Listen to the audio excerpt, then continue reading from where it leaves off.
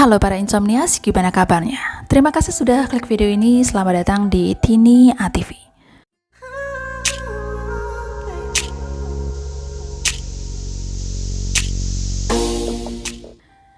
Jika kita berimajinasi tentang Hong Kong, kira-kira hal apa yang terlintas di pikiran kita? Gedung megah, film-film mafia, atau malah TKI Indonesia? Hong Kong yang bergabung dengan kolonial Inggris setelah selama 12 tahun tergabung dalam pemerintahan Cina. Namun, Hong Kong makin mempesona sampai sekarang. Selain terkenal dengan gedung-gedung mewah dan pasar strategis untuk barang-barang mewah berkelas miliarder, banyak toko Louis Vuitton di Hong Kong lebih dari London ataupun Paris sendiri. Tinggi menara apartemen di Hong Kong merupakan paling glamor di dunia.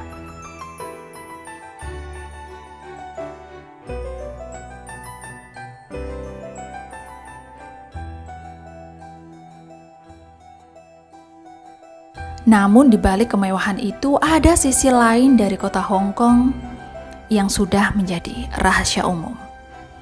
Di Hong Kong memiliki dunia-dunia, yaitu kemewahan dan kemiskinan. Banyak sekali di Hong Kong dengan masyarakat yang ekonomi rendah memilih tinggal di rumah kandang yang disewakan. Bahkan banyak yang tinggal di tempat tak layak itu seumur hidup mereka. Rumah kandang, ya, rumah kandang. Ruang yang disewakan per sentimeteran. Harga sewa tergantung panjangnya badan Anda. Para lansia dan masyarakat miskin hidup berkumpul di dalam ruangan yang tersekat oleh tempat tidur saja, dan sekaligus berbagi fasilitas dengan penghuni lain yang sekitar 10 orang. Harga sewa tempat tidur yang ditempati sekitar $12 Australia per bulan, per kaki persegi. Itu lebih dari tarif untuk beberapa apartemen mewah di sini. Harga sewa di tempat lain mungkin 1/3 jauh lebih mahal, namun tempatnya rata-rata sama. Tempat tinggal seperti ini disebut rumah kandang. Tidak ada laci ataupun lemari untuk menyimpan barang secara khusus. Karena uang untuk beli tisu toilet dan untuk membayar air jauh lebih dibutuhkan. Banyak dari mereka tidak memiliki dapur atau tidak memiliki fasilitas kehidupan yang layak. Sedangkan suhu di Hong Kong sendiri terbilang begitu sangat panas. Bahkan pada saat malam hari saja suhu bisa mencapai 30 derajat Celcius. Sedangkan bangunannya sendiri yang digunakan untuk penyewaan rumah kandang terbilang bangunan tua yang sudah berdiri sejak 60 tahun yang lalu, yang benar-benar jauh dari kata layak. PBB sendiri mengatakan bahwa rumah kandang tidak dapat diterima. Hal ini merupakan penghinaan terhadap martabat manusia. Sehingga pada tahun 2009, aturan ini mulai ditegakkan. Mereka berkampanye untuk memberantas tempat tinggal semacam ini. Namun kenyataannya, masih ratusan manusia di Hong Kong yang butuh dan tetap tinggal di rumah kandang tersebut. Mereka ini adalah orang-orang yang tertindas di Hong Kong, yang terkenal dengan tempat kriminal dan lingkungan yang kasar. Dan tempat buruk ini adalah daerah yang menjadi rumah bagi ribuan penghuni perkampungan kumuh di perkotaan, yang sebagian besar masih bekerja dan juga orang-orang miskin lainnya, termasuk orang sakit jiwa dan juga pecandu narkoba. Banyak ibu dan anak kecil yang tinggal di dalam rumah kandang tersebut.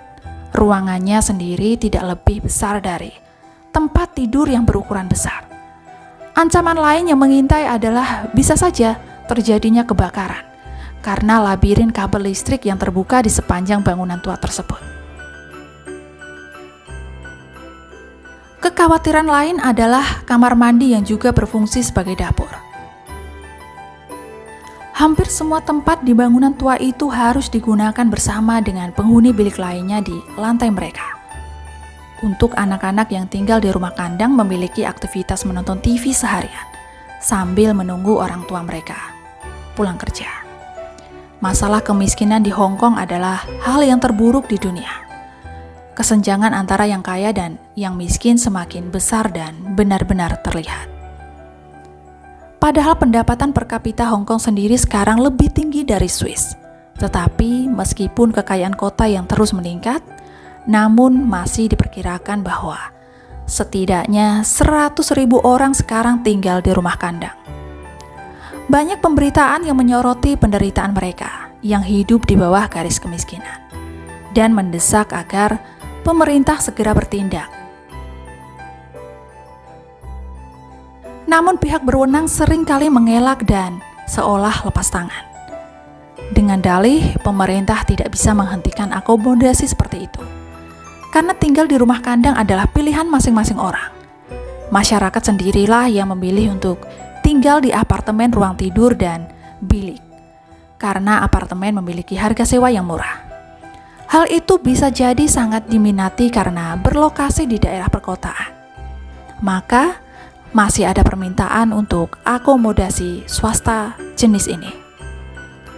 Pemerintah sendiri merencanakan pembangunan perumahan umum baru sebanyak 15.000 apartemen setahun. Dan orang-orang yang berpenghasilan rendah harus rela berada di antrian daftar tunggu untuk perumahan umum tersebut. Lebih dari 100.000 kepala keluarga yang sudah menunggu di antrian. Dan tentu saja, untuk mendapatkan rumah yang layak tak mudah di Hong Kong. Banyak yang berasumsi bahwa pemenang tender yang dikontrak untuk pembangunan rumah adalah pihak yang memiliki kepentingan mereka sendiri. Jadi, besar kemungkinan isu ini akan dijadikan bahan untuk menggait suara saat pemilu yang akan datang untuk memancing orang-orang miskin memberikan suara mereka. Namun pada akhirnya akan seperti biasa. Bangunan hanya untuk mereka yang kenal saja, dan orang miskin yang berpenghasilan rendah akan tetap tinggal di bilik rumah kandang. Saya Tini, sampai jumpa lagi di bahasan menarik lainnya.